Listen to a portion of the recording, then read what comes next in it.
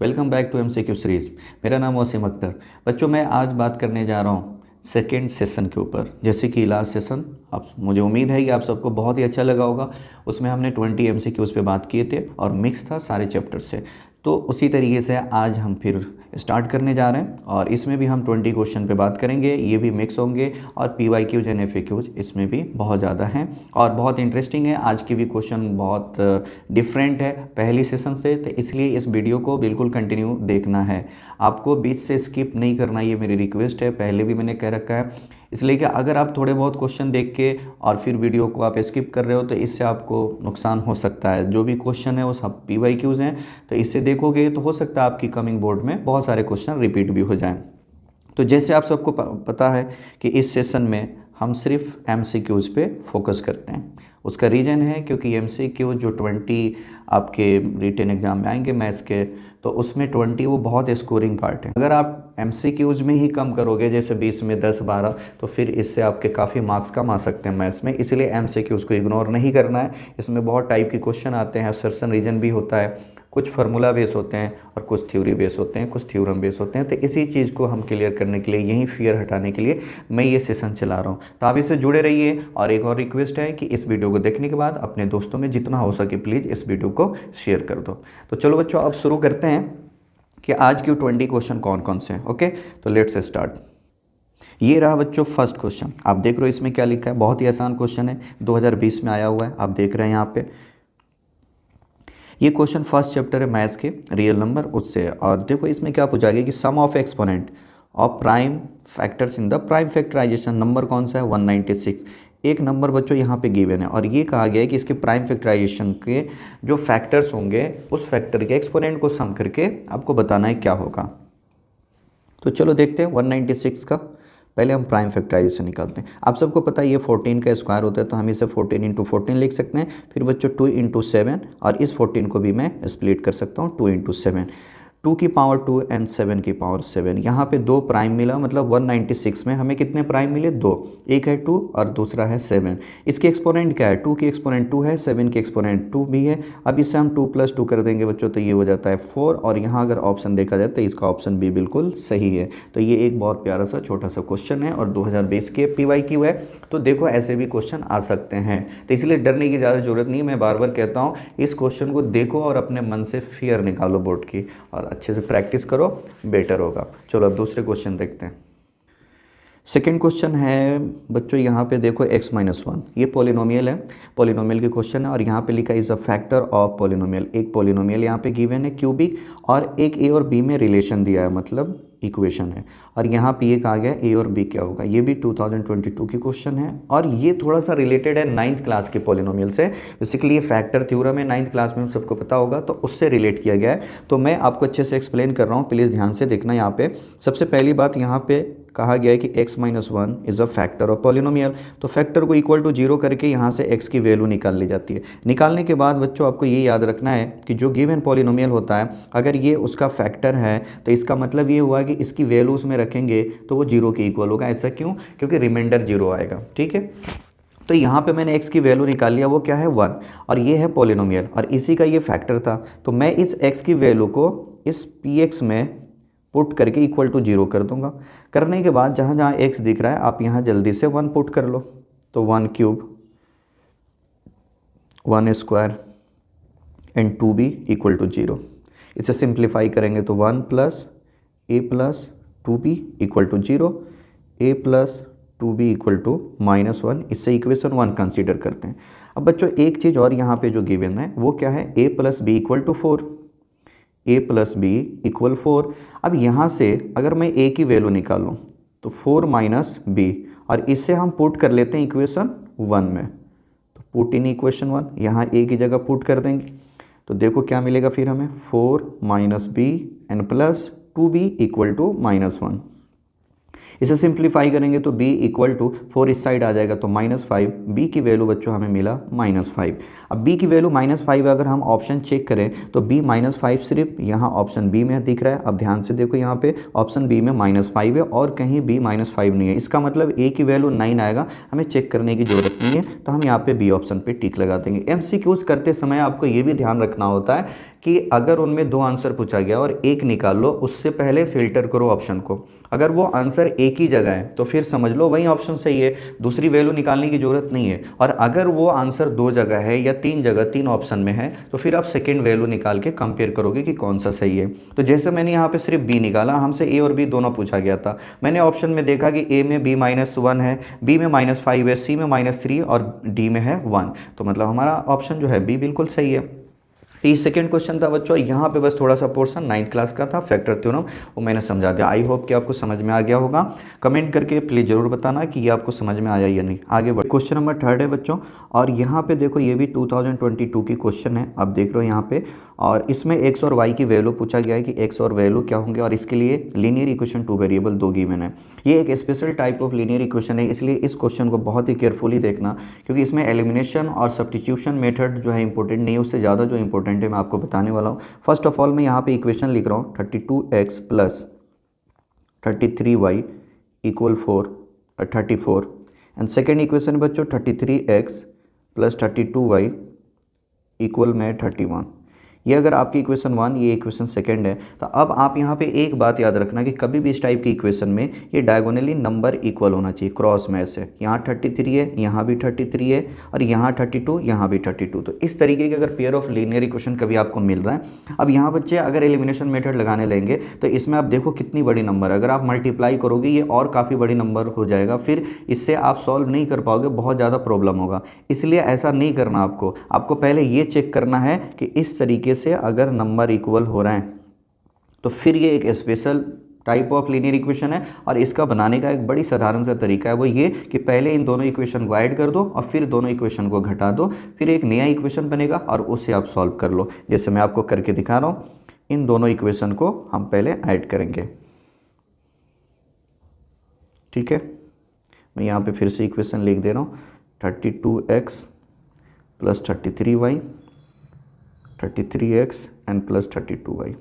अब इसे सिंपल आपको ऐड करना है बच्चों। जब आप ऐड करोगे तो ये होगा 65x 65y, और इन दोनों को आप ऐड करोगे तो ये भी होगा 65। यहाँ से 65 को कॉमन लेके इससे कैंसिल कर दो, x + y = 1, ये इक्वेशन थर्ड बन गया।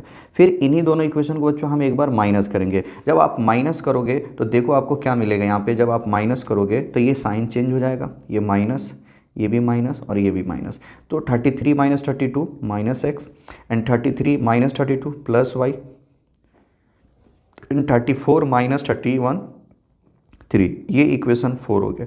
अब मतलब आप समझो कि ये पेयर ऑफ लीनियर इक्वेशन ये नहीं है बल्कि 3 और 4 हो गया। काफ़ी आसान हो गया। अब इस पे आप एलिमिनेशन मेथड या जो आपको दिल करे लगा के x y निकाल सकते हो। तो अगेन मैं एक बार और इससे प्लस कर लेता हूँ, तो ये x कैंसिल हो जाएगा एंड 2y = 4, और y की वैल्यू बच्चों यहाँ से मिल जाएगा 2। अब अगर ऑप्शन देखें तो यहाँ पे भी आप ध्यान देना कि बहुत बार बच्चे ये करते हैं, आप ऑप्शन देख रहे हो यहाँ पे कि पहले x लिखा गया है बाद में y। ऐसा मैं क्यों कह रहा हूँ, क्योंकि क्वेश्चन में ये है कि value of x and y, इसलिए जो ऑप्शन में लिखा जाता है वो क्वेश्चन के ही सेंस में लिखा जाता है। तो क्वेश्चन में पहले x की बात हुई है फिर y की, इसलिए फर्स्ट वैल्यू x है और सेकेंड वैल्यू y है। मैंने सिर्फ अभी y निकाला है और मैं इसी बेस पे मैं कोशिश कर रहा हूँ ऑप्शन को सिलेक्ट करने के लिए। तो ऑप्शन ए बिल्कुल गलत, सॉरी ऑप्शन ए बिल्कुल सही है, इसलिए कि y यहीं पे 2 है, और जगह देखो ये y की वैल्यू 4 -4 एंड -2 जो कि नहीं आया वो गलत है। तो यहाँ पे ऑप्शन ए बच्चों इस क्वेश्चन का सही है। आपको इसमें मेन चीज़ जो याद रखनी है, ये टाइप ऑफ लीनियर इक्वेशन की एक टाइप होता है और इसे बनाने का यही तरीका। आई होप कि आपको ये समझ में आया होगा। दूसरी क्वेश्चन चलते। क्वेश्चन नंबर 4 है बच्चों, रूट्स ऑफ द इक्वेशन। एक क्वाड्रेटिक इक्वेशन की क्वेश्चन है और आपसे रूट पूछी जा रही है। इस पे बच्चों मैंने एक वीडियो बना रखी है, आप चाहो तो उस वीडियो को भी आप देख सकते हो। काफ़ी वो आसान वीडियो है, उसमें मैंने एक ट्रिक बताया कि आप जल्दी से रूट्स या जीरोज कैसे निकालोगे। जैसे यहाँ पे आप देख रहे हो कि x² + 3x - 10 = 0। तो इसमें करना ये है कि आपको जल्दी से निकालना है। इसकी मैं वीडियो जो है डिस्क्रिप्शन में लिंक शेयर कर दूंगा उस ट्रिक के, आप उसे देख लेना। एक छोटी सी वीडियो है और उससे आप किसी भी पॉलिनोमियल और क्वाड्रेटिक इक्वेशन की रूट्स बहुत जल्दी निकाल सकते हो। तो इसके लिए आपको जैसे यहाँ स्प्लिट करना है तो बच्चों घटा के जो है हमें लाना है 3, मल्टीप्लाई करके लाना है 10, तो नंबर हो जाएगा +5 एंड -2। इसके साइन चेंज कर देंगे तो -5, ये हो जाएगा +2। तो यहाँ पे रूट्स निकल के आ गया -5 एंड 2। अगर ऑप्शन हम चेक करें तो -5 एंड +2 ऑप्शन ऑप्शन ए में है और यही ऑप्शन इसका सही है। ये भी PYQ है बच्चों, 2023 की क्वेश्चन है। देख रहे हो कितने आसान आसान क्वेश्चन अभी तक जो भी मैंने 5-4 तक क्वेश्चन कराए ये सब PYQ है, और इसमें से एक भी ऐसे क्वेश्चन नहीं है जो बहुत डिफिकल्ट है जिससे आपको डरने की ज़रूरत है। तो बी पॉजिटिव और बस प्रैक्टिस करते रहे और हमारी सेशन को आप देखते रहें। चलिए दूसरे क्वेश्चन देखते हैं। क्वेश्चन नंबर 5 क्या है? क्वेश्चन 5 बच्चों ये AP की क्वेश्चन है और ये 2 बार आया हुआ है अभी तक। देखो 2013 एंड 2022 में, तो 13 एंड 20 में दोनों में आया, तो मतलब ये एक अच्छा क्वेश्चन है। इससे आप जो है ना अच्छे से याद रखना है इसके आंसर। में भी आपके भी बोर्ड में आ जाए तो सीधा आंसर रट के रखना, लगा देना। ओके, तो चलो देखते हैं इसमें क्या पूछा गया। कॉमन डिफरेंस मतलब डी की वैल्यू, बहुत ही आसान है क्वेश्चन। देखो आप यहाँ पे एक AP है, डी पूछा गया है। हमें सबको मालूम है कि डी कैसे निकालते हैं, किसी भी 2 कंजिक्यूटिव टर्म्स को माइनस कर दो। तो यहाँ पे मैंने A2 माइनस A1 लिख दिया। A2 की वैल्यू यहाँ पे है 1 minus P upon P and A1 की वैल्यू 1 अपॉन P। यहाँ पे बच्चों LCM लेंगे वो P होगा, 1 माइनस P माइनस 1 कैंसिल कर देंगे, minus P upon P cancel होके -1। देखो कितना आसान है और ऑप्शन इसका सी बिल्कुल सही है। और ये 2 बार क्वेश्चन आया हुआ है तो बिल्कुल आसान आएगा आपके भी बोर्ड में, इससे भी आसान क्वेश्चन आएंगे। ठीक है, चलो दूसरा क्वेश्चन देखते हैं। क्वेश्चन नंबर 6 है पेयर ऑफ इक्वेशन, फिर से लीनियर इक्वेशन 2 वेरिएबल की क्वेश्चन है। और इस बार थोड़ी सी बात अलग हो रही है क्योंकि सिर्फ XY की वैल्यू नहीं निकालना। यहाँ पे क्या कहा जा रहा है, कंडीशनल बात हो रही है बच्चों। देखो कि ये एक अलग इक्वेशन है और ये एक अलग इक्वेशन है। अब दोनों इक्वेशन एक एक लाइन को रिप्रेजेंट करेंगे। अब आगे लिखा है रिप्रेजेंट पैरेलल लाइंस, किस तरीके की लाइंस है, तो पैरेलल है। अब इससे क्या मतलब हुआ, तो मतलब ये हुआ बच्चों की पैरेलल लाइंस का मतलब है, उसका मतलब नो सोल्यूशन। इतना तो हम सबको मालूम है। तो यहाँ पे पहले दोनों इक्वेशन लिखते हैं, उसके आगे फिर हम इसे सॉल्व करेंगे। तो पहली इक्वेशन है AX n plus 2y equal to 9। Second equation है बच्चों 3x plus BY equal to 18। ये A है। ओके, अब यहाँ पे ये दोनों इक्वेशन मैंने लिख दिया। लिखने के बाद अब कहा गया पैरेलल लाइंस है। इसका मतलब बच्चों ये हुआ कि पैरेलल लाइंस का मतलब होता है नो सॉल्यूशन। ये सारी कंडीशन आपको रट के रखना है। पैरेलल, इंटरसेक्टिंग एंड कोइंसिडेंट का मतलब क्या होता है, रेशियो क्या होता है, उसका मीनिंग क्या है। तो यहाँ पे नो सॉल्यूशन, नो सॉल्यूशन का मतलब होता है A1 upon A2 equal B1 upon B2 and not equal to C1 upon C2। ये कंडीशन आपको अच्छे से याद होनी चाहिए। अब यहाँ A1 और A2 की वैल्यू यहाँ से निकाल देखो। A का मतलब है कि वो x की कोफिशिएंट होगा, B का मतलब y का, और C का मतलब है वो कांस्टेंट टर्म। तो इस हिसाब से अगर मैं रेशियो यहाँ से सिलेक्ट करूँ तो A1 का मतलब है A, A2 का मतलब है 3, B1 का मतलब है बच्चों 2 एंड B1 का 2 और B2 की B, C1 की वैल्यू 9 एंड 18। अब मुझे यहाँ A और B निकालना है। तो आप याद रखना कि ऐसे क्वेश्चन में फर्स्ट और सेकंड लिया जाता है। नो सॉल्यूशन वाली केस में मेरे पास 3 फ्रैक्शन है, फर्स्ट, सेकंड एंड थर्ड। तो हमेशा फर्स्ट और सेकंड लेते हैं। सेकंड, थर्ड या फर्स्ट, थर्ड ये कभी कभी लिया जाता है वो तब जब जिस वेरिएबल की वैल्यू निकालने वाले हैं और उसमें एक से ज़्यादा सॉल्यूशन आ गए। सपोज कर लो कि यहाँ पे लिखा है k upon 6 equal to 3 upon k। अब यहाँ अगर मैं क्रॉस करके 18 और k की वैल्यू यहाँ आप देख रहे हो प्लस माइनस √18 आएगा। ठीक है ना। अब ये प्लस में सही है या माइनस में, इससे कैसे क्लियर किया जाए, तो ऐसी सिचुएशन में फिर हम सेकेंड, थर्ड भी लेते हैं और फिर वहाँ कंपेयर करके किसी एक को इग्नोर किया जाता है। लेकिन जब आपको वैल्यू निकालना है नो सॉल्यूशन में तो हमेशा किससे लेंगे, फर्स्ट और सेकंड।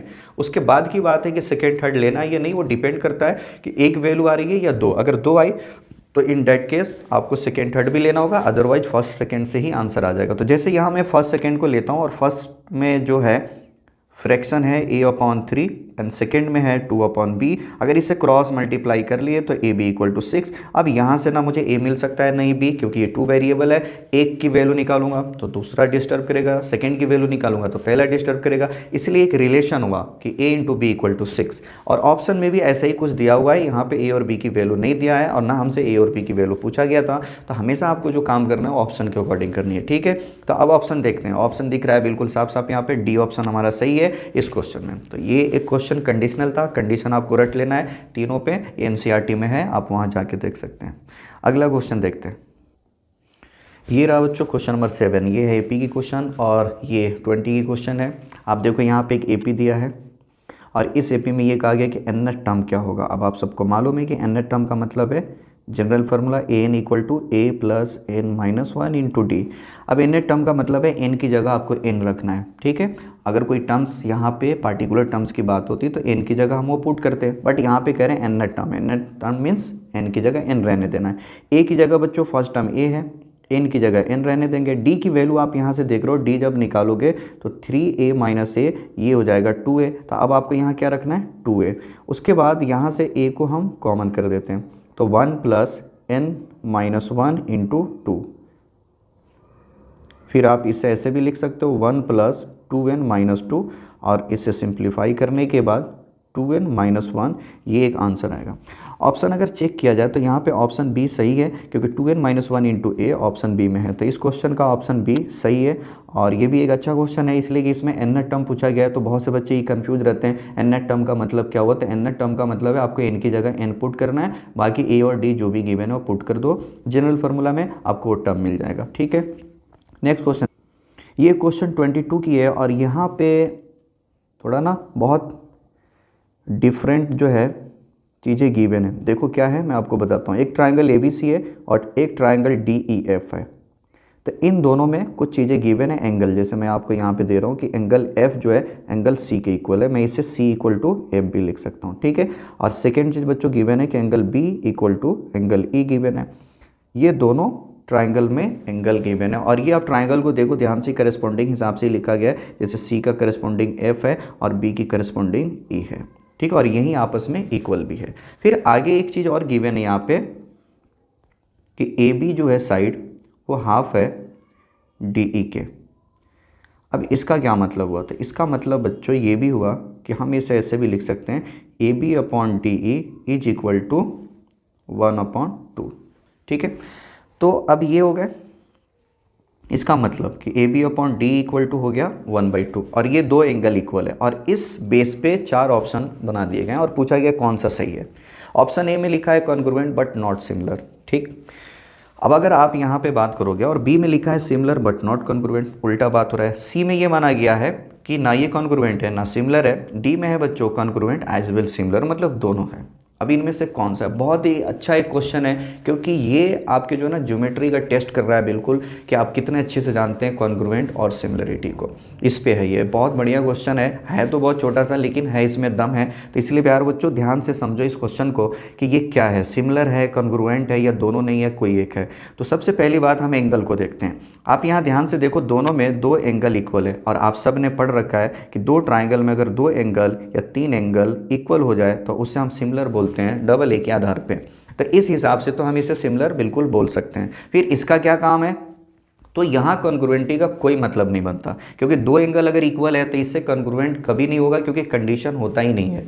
और ये जो गिवन है ना बच्चों, ये कह रहा है देखो AB का करस्पॉन्डिंग DE है, यहाँ देखो ट्राइंगल AB के करस्पॉन्डिंग DE है, तो ये करस्पॉन्डिंग साइड की रेशियो है 1/2। इसका मतलब ये हुआ कि ये दोनों ट्राइंगल सिर्फ सिमिलर है, कॉन्ग्रुएंट नहीं है, और उनकी करस्पॉन्डिंग साइड की रेशियो जो है वो 1/2 के इक्वल है। बस इतना इसका मतलब हुआ। तो इस हिसाब से अगर देखें तो हम किस कंक्लूजन पे पहुंचे कि ये सिमिलर है, कॉन्ग्रुएंट बिल्कुल भी नहीं है। तो इसलिए बी ऑप्शन सही है कि सिमिलर बट नॉट कॉन्ग्रुएंट। यहाँ बहुत सारे बच्चे जो है ये लगाएंगे कॉन्ग्रुएंट एज वेल सिमिलर, क्योंकि वो थोड़ा सा ना गलत समझ लेते हैं, वो इसको इंक्लूडिंग साइड ले लेते हैं और वो यहाँ पे कॉन्ग्रुएंट वाले भी क्राइटेरिया लगा देते हैं।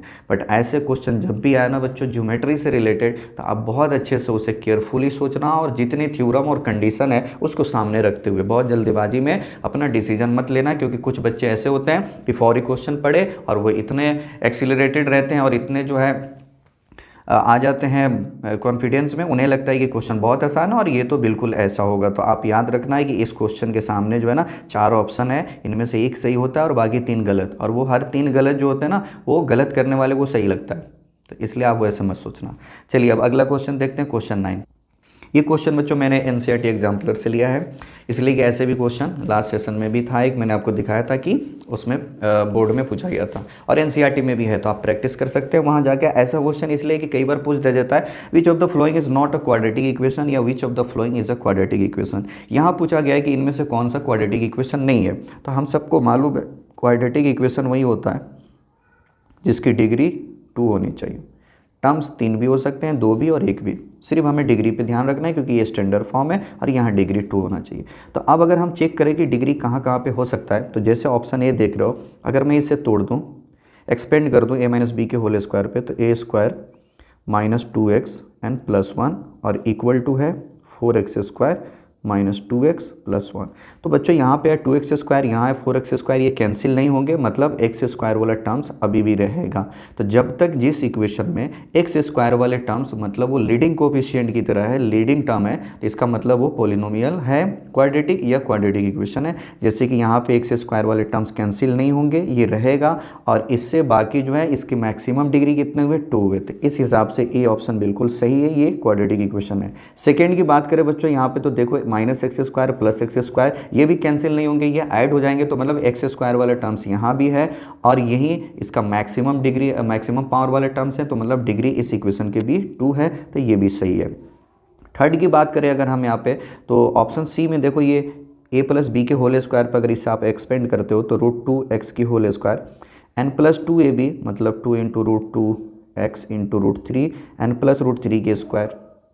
अब आप चेक करो यहाँ पे देखो ये हो जाएगा 2x square n plus 2√6x n plus 3 equal, यहाँ पे है बच्चों 3x स्क्वायर माइनस 5x, यहाँ भी देखो 3x स्क्वायर और ये 2x स्क्वायर कैंसिल नहीं होंगे बल्कि सब्ट्रैक्ट होके ये x स्क्वायर होगा और यहाँ भी डिग्री 2 रहेगा, चेंज नहीं होगा, तो इसलिए सी भी सही है। अब डी के बारे में क्या ही कुछ कहना, चेक भी कर लेते हैं। खैर अगर यहाँ पे आप देखो होल स्क्वायर करोगे तो x स्क्वायर की होल स्क्वायर बच्चों ये हो जाता है x की पावर 4 और यहाँ पे x की पावर 4, यहाँ पे x की पावर 4, तो ये क्या होगा, कैंसिल तो हो जाएगा। लेकिन बच्चे ध्यान ये नहीं देंगे कि ये टर्म्स कैंसिल होने के बाद जब आप इसे तोड़ोगे a प्लस बी के होल स्क्वायर पे, तो एक्स स्क्वायर की whole square n plus 2x square into 2x N plus 2x की होल स्क्वायर इक्वल में बच्चों x की power 4 plus 3 plus 4x square है। अब देखो ये x की पावर 4 x की पावर, चलो इसे हमने कैंसिल कर दिया, लेकिन यहाँ मल्टीप्लाई करके देखो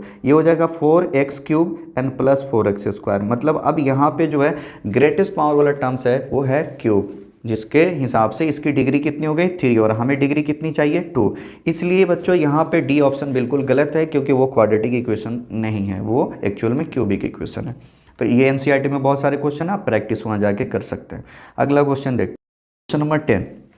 ये ट्रिग्नोमेट्री क्वेश्चन है, 14 में आया हुआ है बोर्ड में, और यहाँ पे बहुत सिंपल बात किया जा रहा है कि 1 plus tan square theta into cos square theta किसके इक्वल होंगे। ऑप्शन आपके सामने है।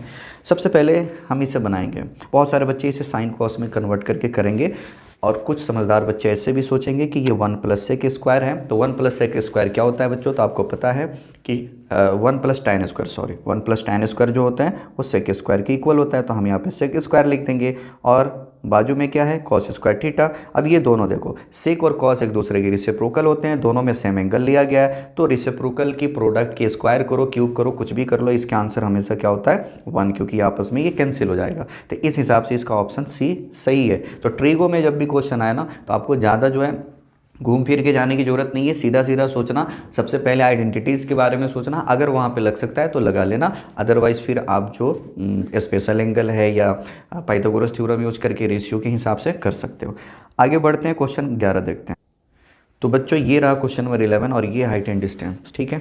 और काफ़ी देर के बाद जो है कुछ क्वेश्चन ऐसा मिला है जिसमें कैलकुलेशन करने की जो है ना ज़रूरत पड़ेगी हमें, तो देखते हैं क्या कहता है क्वेश्चन। ऐसे एमसीक्यूज में height and distance single triangle पे आता है, double triangle pair of triangle नहीं होता है, इसलिए बहुत ज़्यादा टाइम नहीं लगता, तो आपको परेशान होने की जरूरत नहीं है, बहुत जल्दी इसका आंसर मिल जाएगा। देखते हैं पहले क्वेश्चन क्या कहता है। तो प्यारे बच्चों यहाँ पे लिखा है angle of elevation of a top of a tower from 100 metre from its foot is 30 degree.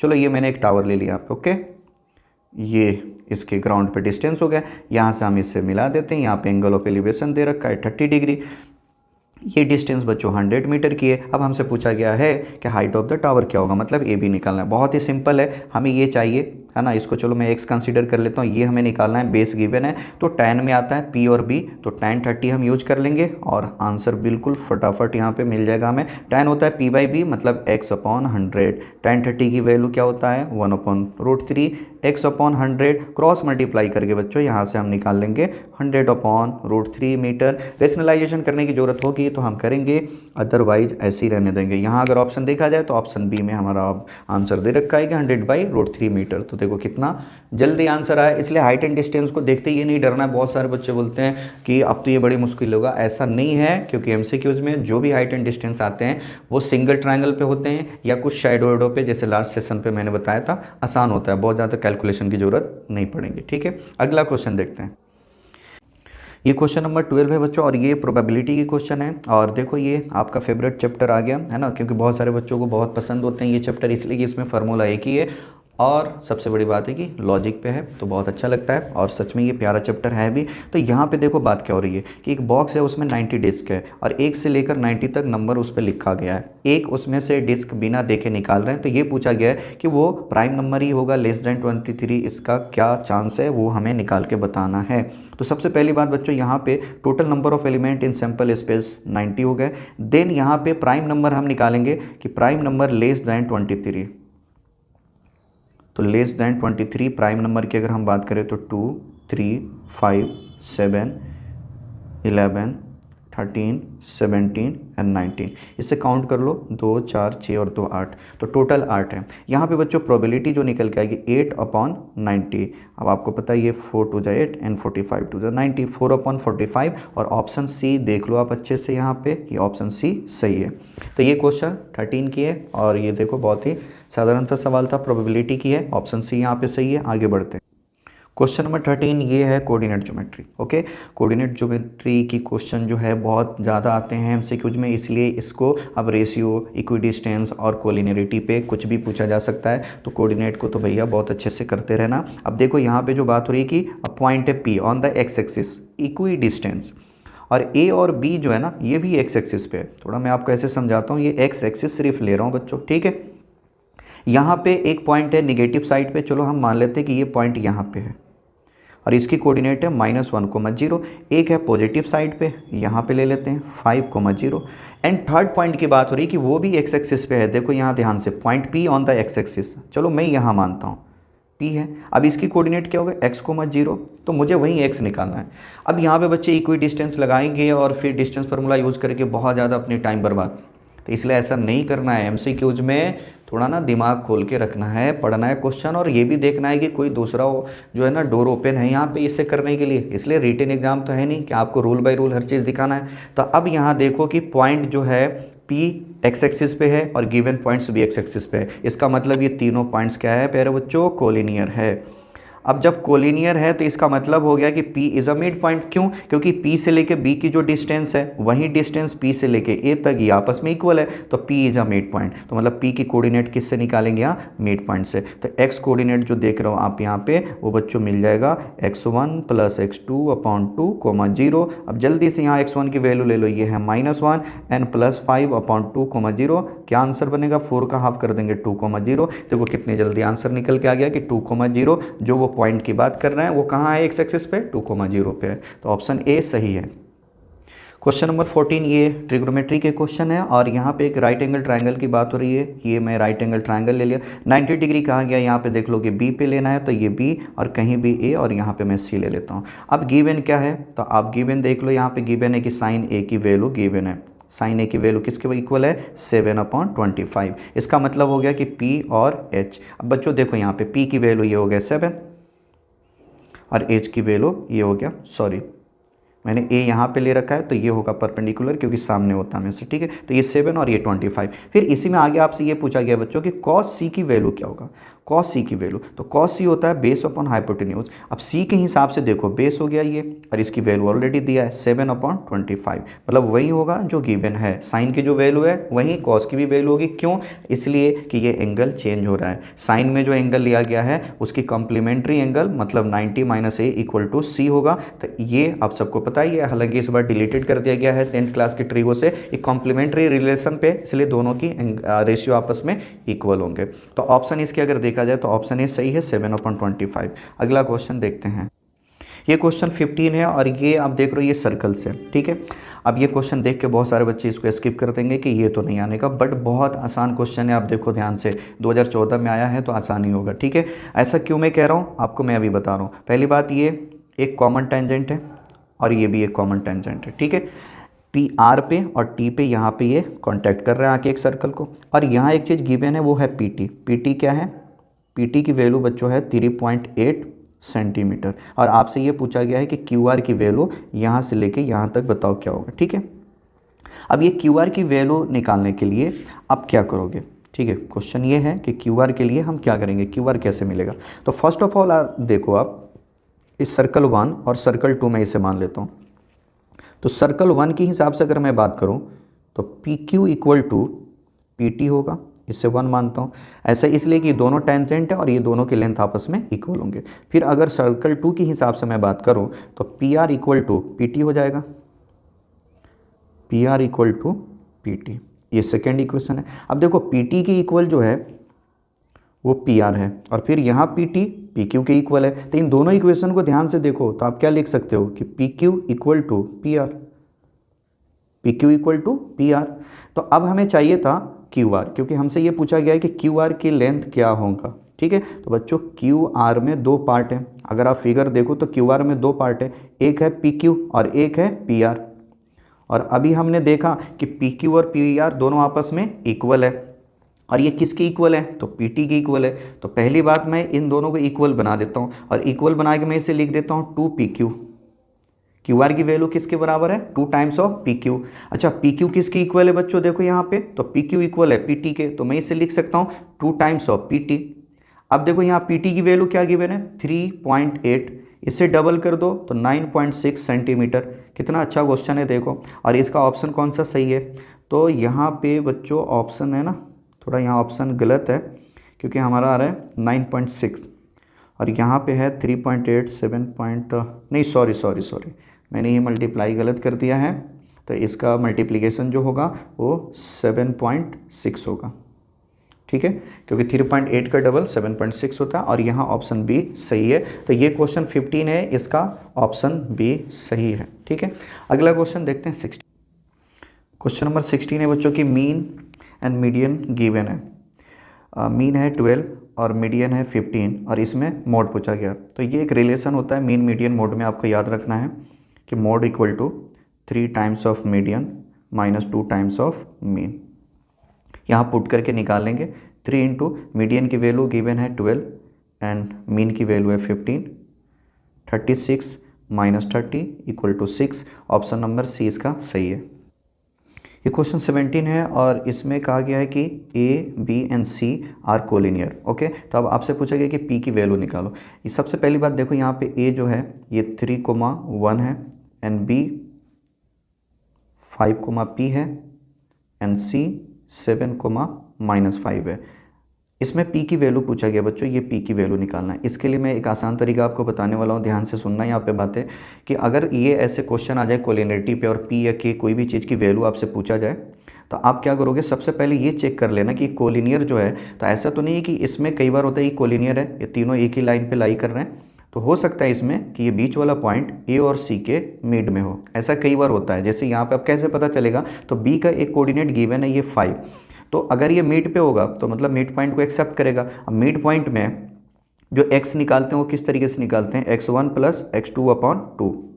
तो x1 की वैल्यू यहाँ पे देख रहे हो 3 है और x2 की वैल्यू 7 है, और 3 + 7 होता है 10, और 10 का हाफ हो जाता है 5, और यहाँ पे x कोऑर्डिनेट 5 आया, और मिड पॉइंट जो है b, इसकी भी x कोऑर्डिनेट 5 है। इसका मतलब है कि b is a mid point, ये दोनों पार्ट इक्वल है। तो जब मिड पॉइंट पे है तो अब यहाँ पे आपको कोई और चीज़ करने की ज़रूरत नहीं है, मतलब मिड पॉइंट से हम p निकालेंगे। तो p बच्चों y कोऑर्डिनेट के बराबर है, मतलब y कोऑर्डिनेट है, और y कोऑर्डिनेट मिड पॉइंट में कैसे निकालते हैं? y1 + y2/2। y1 की जगह 1 रख देंगे, y2 की जगह -5, तो ये होगा +- एंड अपॉन में 2, -4 का हाफ हो जाता है -2, तो p की वैल्यू हो गया -2। तो इसलिए ये भी आपको याद रखना है, ये एक कि जब भी कोलिनियरिटी पे क्वेश्चन है तो फर्स्ट ऑफ ऑल आप क्या चेक करोगे कि वो एक के मिड पॉइंट पे है या नहीं। अगर मिड पॉइंट पे नहीं है तो फिर आप इसके लिए मेरी दूसरी वीडियो है, वहाँ जाके देख सकते हो कोलिनियरिटी को कैसे करना है। ये मिड पॉइंट पे है और ज़्यादातर क्वेश्चन ऐसे सिचुएशन में मिड पे ही पूछा जाता है। ओके, तो अब आगे बढ़ते हैं, क्वेश्चन नंबर 18 देखो।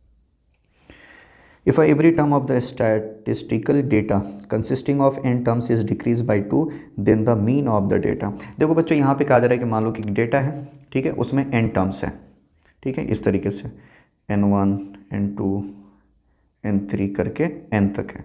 अब ये टोटल n डेटा है और इसमें कहा जा रहा है कि हर डेटा में से 2 माइनस किया जा रहा है, तो जो मीन होगा डेटा की वो क्या होंगे।